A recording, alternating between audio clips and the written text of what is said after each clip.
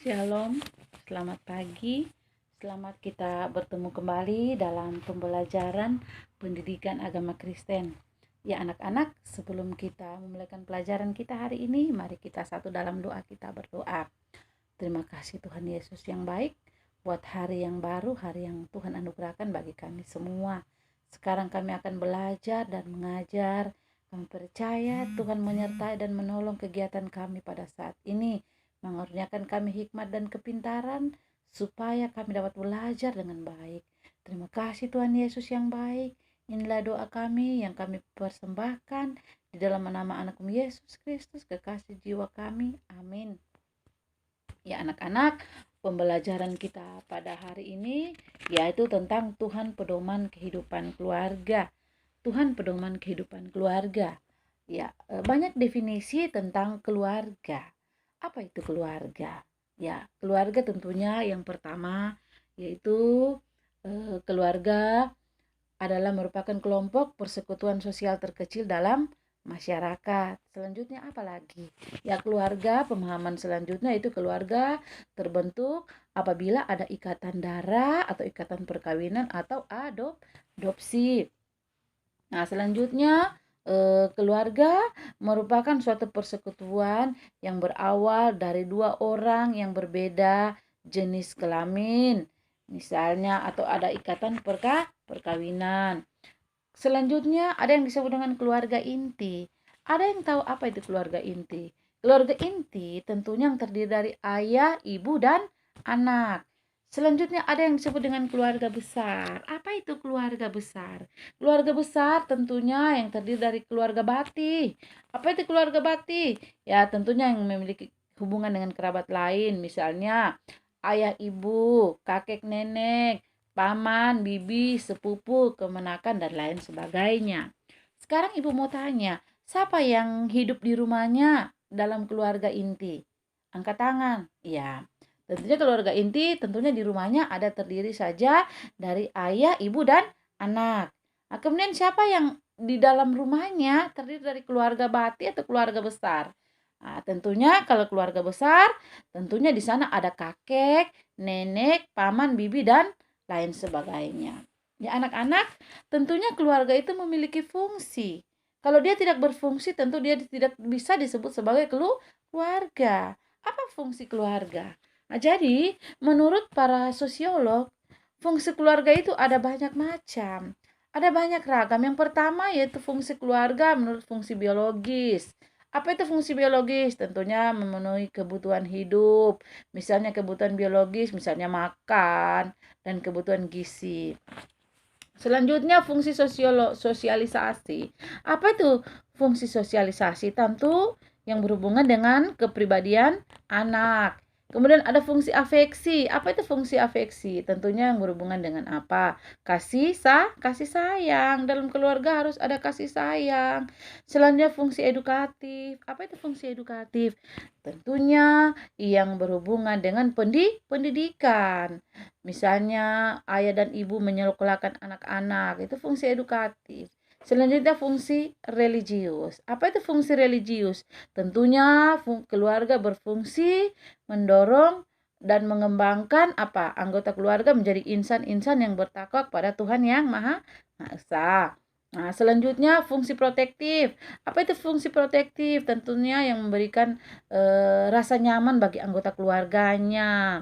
Selanjutnya fungsi rekreatif. Apa itu rekreatif? Tentunya keluarga berfungsi untuk memberikan apa? Hiburan, rekreasi. Misalnya kalau hari Minggu boleh jalan-jalan ke pantai ya supaya tidak jenuh di rumah. Selanjutnya ada juga fungsi keluarga yang disebut dengan fungsi protektif. Apa itu fungsi protektif? Tentunya yang memberikan rasa nyaman bagi anggota keluarga secara fisik, kemudian ekonomis maupun psikologis. Itu fungsi protektif. Kemudian selanjutnya fungsi ekonomis. Apa itu fungsi ekonomis dalam keluarga? Tentunya keluarga berkewajiban untuk memenuhi kebutuhan keluarga di bidang ekonomi, misalnya untuk memenuhi penghasilan, kebutuhan hari-hari. Selanjutnya fungsi status sosial. Apa itu status sosial? Iya. Keluarga memiliki fungsi status sosial yakni kedudukan, status yang diwariskan kepada anak-anak. Selain fungsi-fungsi yang disebut tadi, tentunya menurut iman Kristen yang dipaparkan dalam Alkitab, keluarga memiliki fungsi tidak? Kalau dalam Alkitab, ya tentunya menurut iman Kristen keluarga juga memiliki fungsi dalam Alkitab. Yang pertama apa? Tentunya yang pertama-tama itu keluarga merupakan sebagai teman sekerja Allah. Keluarga merupakan teman sekerja Allah, itu yang utama dalam mengelola alam semesta dan segala isinya. Itu dapat kita lihat dalam Kejadian 1 ayat 28. Itu sebagai teman sekerja Allah dalam mengelola alam semesta serta segala isinya. Kejadian 1 ayat 28. Setiap manusia termasuk keluarga bertanggung jawab untuk menjaga kelestarian alam. Misalnya dengan memanfaatkan hasil alam untuk memenuhi kebutuhan hidup manusia. Ya, selanjutnya sebagai lembaga pendidikan utama dan pertama. Itu dapat kalian baca dalam Ulangan 6 ayat 4 sampai 9. Mengapa dikatakan lembaga pendidikan utama dan pertama?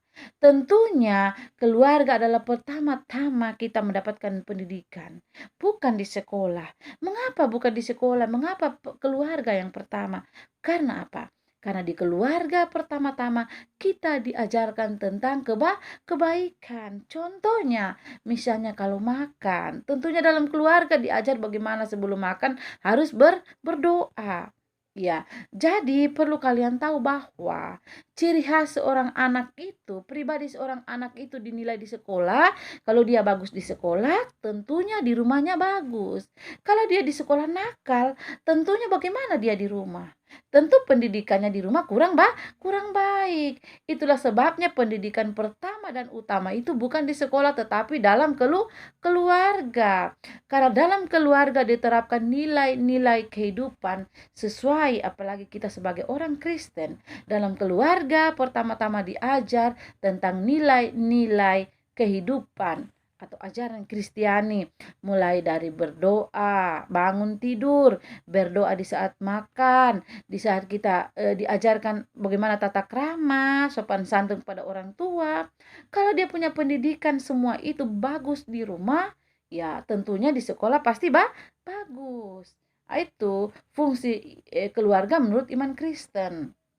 Selanjutnya yang ketiga, sebagai wadah kepada semua anggota keluarga dalam mengekspresikan kasih. Nah, keluarga juga berfungsi menurut Alkitab sebagai wadah untuk mengekspresikan rasa kasih, kesetiaan, sikap saling menghormati. Nah, itu dapat kita baca dalam Efesus 5 ayat 22 sampai 23, Efesus 6 ayat 1 sampai 3. Ya, setiap anggota keluarga menciptakan lingkungan dalam keluarga yang harmonis dengan menghayati dan melakukan ajaran-ajaran Kristiani sehingga dapat terpancar dalam lingkungan masyarakat yang lebih luas. Jadi itu anak-anak hal-hal yang kita pelajari pada hari ini tentang keluarga menurut pakar sosiolog dan menurut iman Kristen. Ya, jadi Ibu harapkan pelajaran kita hari ini kalian meringkas semua tentang pemahaman dan pengertian keluarga, apa itu fungsi keluarga menurut para sosiolog. Kalian ringkas, kalian harus catat semua. Kemudian fungsi keluarga menurut iman Kristen yang dipaparkan dalam Alkitab sebagai teman sekerja Allah. Itu dalam mengelola alam semesta, itu kalian harus catat, harus ketahui. Kemudian selanjutnya sebagai lembaga pendidikan utama dan pertama dalam Ulangan 6 ayat 4 sampai 9. Selanjutnya sebagai wadah kepada semua anggota keluarga dalam mengekspresikan cinta kasih sayang, saling menghormati, kesetiaan, saling menghargai. Itu dapat dibaca dalam Efesus 5 ayat 22 sampai 23 dan Efesus 6 ayat 1 sampai 3. Ya anak-anakku yang terkasih, pelajaran kita hari ini sampai di sini dulu.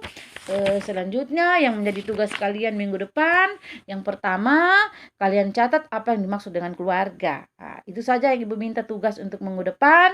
Pekerjaan rumah pertama apa yang dimaksud dengan keluarga.